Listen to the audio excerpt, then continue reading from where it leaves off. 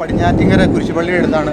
ഇവിടെ എല്ലാ ജനങ്ങളും ജിസ്മോളുടെ മരണമായിട്ട് ബന്ധപ്പെട്ട് വളരെയധികം ദുരൂഹതകൾ ഉണ്ട് എന്ന് പറഞ്ഞുകൊണ്ട് ഇവിടെ ഒരു മെഴുകുതിരി പ്രദക്ഷിണത്തിനായിട്ട് വന്നതാണ്. ഇവിടെ ഒരു ചേച്ചി നമ്മുടെ ഒപ്പം ചേരുന്നുണ്ട്. ചേച്ചി നമസ്കാരം. പേരെങ്ങനെ ചേച്ചി? എൻ്റെ പേര് ആൻസി പൂവത്തുങ്കൽ. പിന്നെ ജിസ്മോൾ നല്ലൊരു കൊച്ചായിരുന്നു. ജിസ്മോളെ ഇങ്ങനെ കാണിച്ചതിന് അവർക്ക് തക്കതായ ശിക്ഷ കൊടുക്കണം. അതാണ് ഞങ്ങൾ പറഞ്ഞത്. ആരുടെ ഭാഗത്തുനിന്നാണേലും ആ കൊച്ച് ഒരു കാരണവശാൽ ഇങ്ങനെ മരിക്കേണ്ടതല്ലായിരുന്നു. അവളൊരു അഡ്വക്കേറ്റ് ആയിരുന്നു. അത് 2 കുഞ്ഞുങ്ങൾ ഒളുങ്ങണം. മറ്റത് ഞങ്ങൾക്കെല്ലാം ഭയങ്കര ദുഃഖമുണ്ട്. അത് കാരണം ഇതിൽ ആ വീട്ടുകാർ തക്കതായ കാരണം ഇല്ലെങ്കിൽ അവളങ്ങനെ ചെയ്യല, ഒരിക്കലും അവളങ്ങനെ ചെയ്യല. ഞങ്ങൾക്കറിയാവുന്ന അവിടെ 2 വർഷം പ്രസിഡൻ്റായിട്ടും പഞ്ചായത്ത് മെമ്പറായിട്ടും പ്രസിഡൻ്റായിട്ടും അവളൊന്ന് LLB കഴിഞ്ഞ് വക്കീലായിട്ടും അവൾ അതിൻ്റെ PG എടുത്ത് അവൾ ഒരിക്കലും ഇങ്ങനെ ആത്മഹത്യ ചെയ്യല. അവൾക്ക് അത് വീട്ടിൽ നിന്ന് അത് തക്കതായ ഉപദ്രവം ഉണ്ടായിട്ടാണ്. അതുപോലെ അവിടെ മനസ്സ് വേദനിച്ചിട്ടാണ്. വെല്ലിപ്പൻ്റെ അനിയും മരിച്ചിട്ട് പോലും ഇവിടെ വന്നില്ല. നാളെ ചാർജ് എടുക്കാൻ പോവാണ്. ആത്മഹത്യ ചെയ്യുന്നു തോന്നുന്നുണ്ടോ? ഇല്ല, ഒരിക്കലും ചെയ്യല. അവൾ അതുപോലെ ബുദ്ധിമതിയായിരുന്നു. അവൾ ഞങ്ങളുടെ എല്ലാവരുടെയും ഈ പടിഞ്ഞാറ്റിങ്കരയുടെ ഒരു നല്ല കൊച്ചായിരുന്നു. അത് കാരണം ഞങ്ങൾക്ക് അവൾ മരിച്ചതിൽ ഭയങ്കര ദുഃഖമുണ്ട്. അത് കാരണം ആ ഇവിടെ ഒരു മരിച്ചടക്കിനോ ഒരു കല്യാണത്തിനോ ഒന്നും അവളെ വിടുന്നില്ലെന്ന് പറഞ്ഞ് അവരെല്ലാവരും കൂടെ ശരിക്കും പീഡിപ്പിച്ചു. അത് കാരണം അവരുടെ പേരിൽ നല്ല തക്കതായ ശിക്ഷ എടുക്കണമെന്നാണ് ഞാൻ പറയുന്നു. ഇത് സാധാരണ ലോക്കൽ പോലീസ് അന്വേഷിച്ച് കഴിഞ്ഞാൽ ഈ കേസ് മുന്നോട്ട് പോകുന്ന പ്രതീക്ഷയുണ്ടോ? CBI അന്വേഷണം വേണം. ഇത് ശരിക്കും കേസ് ഏതറ്റം വരെ പോയി ആ വീട്ടുകാർക്ക് തക്ക ശിക്ഷ കൊടുക്കണം. ഇനി ഒരു പെണ്ണുങ്ങൾക്കും നമ്മൾ 10 മാസം ചുമന്ന് പ്രസവിച്ചു കുഞ്ഞുങ്ങളെ വളർത്തി അവരെ പഠിപ്പിച്ചു സ്ത്രീധനവും കൊടുത്ത് കെട്ടിച്ചു വിട്ടു കഴിഞ്ഞ് അവർക്ക് ഇങ്ങനെ ഒരു ശിക്ഷ ആർക്കും കിട്ടരുത്. അത് കാരണം ഇവരെ തക്കതായ ശിക്ഷ കൊടുക്കണം. ഈ അന്വേഷണം നല്ല ഒരു മാർഗത്തിലാണ്, നല്ല രീതിയിലാണ് തോന്നുന്നുണ്ടോ? അന്വേഷണം നല്ല രീതിയിലല്ല പോകുന്നത്. ആ വീട്ടുകാർക്ക് ഒരു പ്രശ്നമില്ലാതെ അവിടെ ജാഥയൊക്കെ നടത്തിയിട്ട് അവർ ഒരു കൂസലും ഇല്ലാതെ ഹാർപ്പിക്ക് കുടിച്ച് വെച്ച് കൈയുടെ പത്തി മുറിച്ചിട്ട് അതുപോലെ തന്നെ ഹാർപ്പിക്ക് കുടിച്ചിട്ട് വണ്ടി കയറിക്കൊണ്ട് പോകുന്നു തോന്നുന്നുണ്ടോ? അടുത്താണ് ജിസ്മോളുടെ വീടിനടുത്താണ്.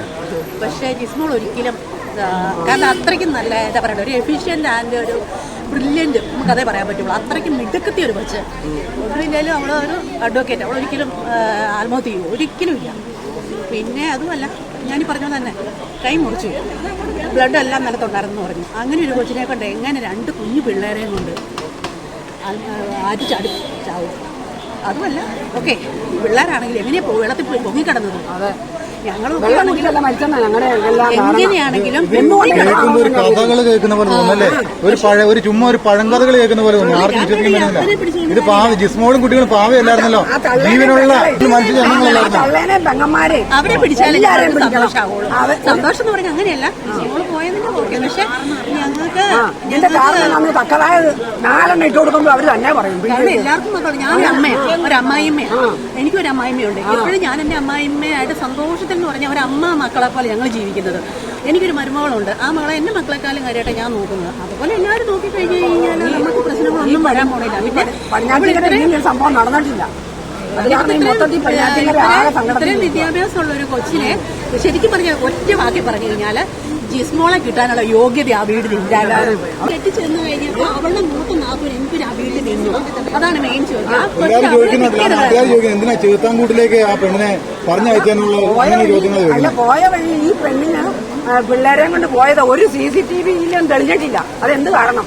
ഒന്നുമല്ല, കാറെ കൊണ്ടിട്ടതായിരുന്നു. അതായത് അമ്മേനെ എന്തിനാ അല്ല ഈ അമ്മയ്ക്ക് ഈ മകളോട് ഇത്രയും അല്ലേ കൊള്ളാം. ഇവരുടെ മനസ്സ് കറുത്തമായിരുന്നു, ശരീരമല്ല കറുത്തത്, അവരുടെ മനസ്സാണ് കറുത്തത്. ഇവളുടെ എന്താ പറയുക മനസ്സ് വെളുത്തതുമായിരുന്നു. ഇത്രയും ഉപദ്രവം ഉണ്ടായിട്ടും അവൾക്ക് ചിമ്മിച്ചെന്ന് പറഞ്ഞു കഴിഞ്ഞാൽ ഇവളിട്ടിട്ട് നീ പോടാ മുല്ലേന്ന് പറഞ്ഞ് ഇട്ടിട്ടങ്ങ് പോരാടുന്ന എന്നാ സംഭവിച്ചേനെ? ഈ നാട്ടുകാർ ഈ അയൽവക്കംകാരാ കൊച്ചുപിള്ളേരെ നോക്കിക്കൊണ്ടേനെ. വേറെ ആരും അത്രയും നല്ല സ്നേഹം ഐക്യമുള്ളവരാ ഈ പടിഞ്ഞാറ്റിക്കരയുള്ളവർ. അവരെ കുഞ്ഞുങ്ങളെ നോക്കിക്കൊണ്ടേനെ. എന്നിട്ട് അവള് പിള്ളേരെ അവള് കൊലപാതകയാണ്. അവളെ കൊച്ചിന്റെ പിള്ളേരെ ഇട്ടിട്ട് നോക്കി ഈ തള്ളേ മക്കളെ നോക്കി അവര് നോക്കുമായിരുന്നു. കൊച്ചിനെ ഇട്ടിട്ട് അവളിങ്ങനെ പോന്നിട്ടുണ്ട്. ഒന്നിനെ പിടിച്ച് ഒന്നിട്ട് അവർ അലക്കും അവരുടെ സ്വഭാവത്തിൽ. പിള്ളേരെ വരെ കുഞ്ഞു പിള്ളേരെ അവരെ തിരിച്ചു കല്യാണം കഴിച്ചാൽ 6 മാസം മുതൽ അവരുടെ തുടങ്ങിയതാണ് പറഞ്ഞത്. കുറച്ച് അവള് പാവം എന്നാന്ന് പറഞ്ഞാലും ഇവളുടെ അപ്പൻ പാവം ഭാര്യ മരിച്ചു കഴിഞ്ഞ് 3 പിള്ളേരുടെ കല്യാണവും നടത്തി ഇവളെ ആദ്യത്തെ പ്രസവത്തിന് ഇങ്ങോട്ട് കൊണ്ടുവന്നു. എഴുന്നേപ്പിച്ച് നല്ല രീതിയിൽ വിട്ടു. അടുക്കള കാണാൻ ചെന്നു. എല്ലാം നല്ല രീതിയിൽ പുള്ളി ചെയ്തു. പുള്ളി തന്നെയുള്ള ഒരു ഭാര്യ പോലും ഇല്ല. പുള്ളി വയ്യെ എന്താ പറയുക ഇപ്പോൾ ഒരു സന്തോഷത്തോടെ ഒന്ന് ചിരിച്ച് വർത്താനം പറഞ്ഞ് തുടങ്ങുന്നേ ഉണ്ടായിരുന്നുള്ളൂ. അതും അമ്മ രണ്ടാമത് കിട്ടിയൊരു അമ്മയെന്നാണെങ്കിൽ ശരിക്കും നമുക്ക് രണ്ടാമേന്ന് ഒരിക്കലും പറയാൻ പറ്റില്ല, സ്വന്തം അമ്മയെ പോലെയായിരുന്നു. ഇനിയിപ്പം അവള് എന്നാ പറയട്ടെ, അവൾ ആ വീടിനെ സ്നേഹിക്കരുതായിരുന്നു. ഞാൻ അത്രേ പറയുന്നത്. ഒരു പ്രസവത്തിന് വരെ അവര് കോമ്പിനേഷൻ നടത്തി ഇവിടെ കൊണ്ടുപോയാ പറ്റേപ്പിച്ചത്. വേറെ ഒരു ഏതുള്ളമാരാണേലും പറയല്ലേ അമ്മയില്ലാത്തൊരു പെണ്ണ അവിടെ നമ്മൾ നോക്കാം, അവരുടെ മാന്റെ കൊച്ചല്ലേ ഇവിടെ പോയപ്പോ കുറ്റാൻ കൊണ്ടുപോകണം. ഇതൊന്നും ശരിക്കും നീതി കിട്ടണം. ചെയ്യേണ്ടതല്ല, അവർക്ക് കിട്ടേണ്ട ഒരു പെൺകൊച്ചല്ലായിരുന്നു. അത് കാരണം ശരിക്കും അവര് തക്കതായ ശിക്ഷ കൊടുക്കണം. ഇല്ലേ കാര്യമില്ല, അമ്മേനെയും മകളെ പിടിക്കണം. ഏത് ലോകത്തിന്റെ ഭാഗത്താണെങ്കിലും മകളെ പിടിച്ചോണ്ട് വരണം. അത് കഴിഞ്ഞ് അവിടെയുള്ളവര് നീർക്കാടുള്ള 1-2 പേര് വന്നിച്ചിട്ട് അവള് കൊച്ചിനെ കൊന്ന് ഡിക്കിക്കകത്ത് ഇട്ടിട്ട് കൊണ്ടുപോകുമായിരുന്നെന്ന് ഏത് പെറ്റ തള്ളയെ കൊണ്ട് പറ്റും? അല്ലെങ്കിൽ അവളങ്ങനെ ചെയ്തിട്ടുണ്ടെങ്കിൽ അവളെ കൊണ്ട് അതുപോലെ മാനസികമായിട്ട് അവളെ പീഡിപ്പിച്ചു. എന്നാലും ഒരു പെറ്റ കുഞ്ഞിനെ അവളെ അത്രയും ചെയ്യല. അല്ലെങ്കിൽ ഒരിക്കലും ഒരു അമ്മ അങ്ങനെ ചെയ്യല. അപ്പൊ ഇതിൽ ദുരൂഹതയുണ്ട്. ഈ കേസ് മറിക്കാനായിട്ട് പല പല കാര്യങ്ങളിൽ ഏർപ്പെട്ടു എന്ന് തോന്നുന്നു അല്ലേ? അവളുടെ പുറത്തെയും വയറത്തെയും ഇത് പൊള്ളിയ പാട എങ്ങനെയാണെന്നൊന്ന് മനസ്സിലാക്കുക. പാടുണ്ടായിരുന്നു, പുറത്ത് കയ്യേൽ അടിച്ച പാടുണ്ടായിരുന്നു. ഞാൻ മോർച്ചറിൽ പോയി കണ്ടോ, ഈ കയ്യേലെല്ലാം അടിച്ച തറഞ്ഞു കിടക്കുന്ന പാടുണ്ടായിരുന്നു. അവര് തോന്നി മാസം തന്നെ ഈ പെൺപിള്ളേരെ നമ്മൾ ഉയർത്തി വിടുന്ന ഇതിലാണോ? ഒരു കാരണവശാലും ഈ തള്ളയുടെ മക്കളെ ഉള്ളി നോക്കിച്ചാൽ തള്ളയ്ക്ക് നോക്കിയല്ലേ? അതാ ഇപ്പൊ എന്തേ ഈ കൊച്ചിന്റെ എണ്ണത്തിന് വേറെ ആയിട്ട് കണ്ടത്? ഒരു പെണ്ണുണ്ട്, അവള് 2 കൊല്ലം മുമ്പ് വരെ അവിടെ കിടന്ന് പോരുവല്ല. അവളെ ഇവിടെ വരുത്തണം, അവളെ ഇവിടെ വരുത്തണം. അവള് ശരിക്കും വെക്കൊണ്ട് പോരുക. അവളെ അമ്മയ്ക്കും അങ്ങനെ തയ്ക്കാണ്. അവളിവിടെ നിൽക്കുക. വീട്ടിൽ നിൽക്കാൻ കഴിയാതെ നിൽക്കുന്നത്. ശരിക്കും തക്കതായ ശിക്ഷ കൊടുക്കണം. ഇല്ലെങ്കിൽ ഞങ്ങളെല്ലാവരും പോലീസ് സ്റ്റേഷന്റെ വർക്ക് പോയി സത്യാഗ്രഹം ഇരിക്കാൻ പോകും. അവരെ എല്ലാവരെയും പിടിച്ച്. പ്രിയരെ, ഈ ജനങ്ങളെല്ലാവരും ഒന്നടക്കം ഇവിടെ മഴ കാര്യങ്ങളൊക്കെയാണ്. മഴ നനഞ്ഞാണ് ഇവര് ഈ റോഡിൽ നിൽക്കുന്നത്. എന്താണേലും ഈ മഴ കണ്ണീര് പൊഴിക്കുന്ന പോലെ തന്നെയാണ് ഇവിടെ നാട്ടുകാരും. ഇതിനൊരു സത്യസന്ധമായ ഒരു അന്വേഷണം നാളിതുവരെ ഉണ്ടായിട്ടില്ലെന്നാണ് ഈ പ്രദേശവാസികളെല്ലാം പറയുന്നത്. ഇതില് വളരെ എന്താ പറ്റി പറയാനുള്ളത്? അവളെ അമ്മായിയമ്മ ആ തള്ളേനെ ആ പെണ്ണ് തൊഴിക്കുകയും അടിക്കുകയും ഒക്കെ ചെയ്ത കണ്ണുകൊണ്ട് കണ്ടവരുണ്ട്. 600 മംഗലത്ത് ആളെ കെട്ടിച്ച് ഈ തലേദിവസം ഇവിടെ മരിക്കണേണ്ട തലേദിവസം രാത്രി അവിടെ വെളുപ്പോളും ഭയങ്കര ബഹളമായിരുന്നു. ഞങ്ങളാണ് ശരിക്കും ബഹളം ഉണ്ടായിരുന്നു. അവള് മരിച്ചത്, അവള് തൈ കെട്ടിട്ടാ മരിച്ചെങ്കിൽ തന്നെ അതൊക്കെ ഞങ്ങൾ കണ്ടു. എന്റെ പിള്ളേര് കണ്ടതാ. അവളെ നാത്തൂമ്മണ്ണുണ്ടല്ലോ 600 മംഗലത്ത് കെട്ടിച്ചിട്ടുണ്ട്. പേരെനിക്കറിയത്തില്ല. അവള് ആ അമ്മായിയമ്മയുടെ ഈ വയറായിട്ട് ചവിട്ടുകയും പുറത്തേട്ട് അടിക്കുകയൊക്കെ ചെയ്ത് കണ്ടവരുണ്ട്. ദീപ കരോട്ട പഠിച്ചോളാം. എല്ലാ അടവും വേഷങ്ങളെല്ലാം അതെല്ലേ? UK പോയി അവള് കരോട്ട പഠിപ്പിക്കാണോ അവരുടെ പരിപാടി? അതറിയത്തില്ല, അവള് പഠിപ്പിക്കുന്നുണ്ട് അവിടെ.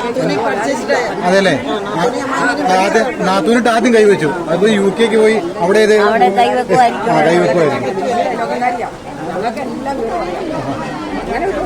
ഞങ്ങളുടെ ജീവിക്കാണ് എന്തുമാത്രം പേരാ അങ്ങോട്ട് അയച്ചു കൊടുക്കുന്നത്. എത്ര പേരാ അമ്മ മരിച്ചിട്ട് അപ്പനായ 2 പേരെയും കണ്ടമാനം കഷ്ടപ്പെട്ടല്ലേ? ഒത്തിരി കഷ്ടപ്പെട്ട ആ 2 പിള്ളേരെയും കല്യാണം കഴിഞ്ഞ ഒരുത്തിയുടെ പ്രസവവും കഴിഞ്ഞ അപ്പം കല്യാണം കഴിച്ച അപ്പനൊരു കൂട്ട് വേണമല്ലോ എന്ന് ഇവര് നിർബന്ധിച്ച് കെട്ടിച്ചു. അപ്പം ഭാര്യയുടെ കൂടെ അങ്ങോട്ട് UK പോയിട്ട് 15 ദിവസമായുള്ളൂ. അത് കഴിഞ്ഞപ്പോൾ ഈ സംഭവം നടക്കുന്നത്. എന്നാ ചെയ്യാൻ പറ്റും? ഒറ്റയ്ക്ക് ജീവിച്ച് മടുത്തിട്ടാണ് അത് ഭാര്യയുടെ കൂടെ പോയത്. പിന്നെ ഇങ്ങനെയൊക്കെ തുടങ്ങിയ ഇനിയിപ്പോ ഈ കണക്കിന് പെൺപിള്ളേര് എങ്ങനെ കല്യാണം കഴിക്കും? മേടിച്ച് അതെ, തള്ളേനെ കണ്ട കാലം കഴിഞ്ഞു. ഇവർക്ക് കളറില്ല, തൊട്ടില്ല, ഇഷ്ടം പോലെ മുതൽ അവന്റെ 10 ഇരട്ടിയും സൗന്ദര്യമുണ്ട്. എന്റെ അനിയത്തി അങ്ങനെയൊക്കെ കൊറേ സത്യം ഞങ്ങൾ പറയുന്നത്.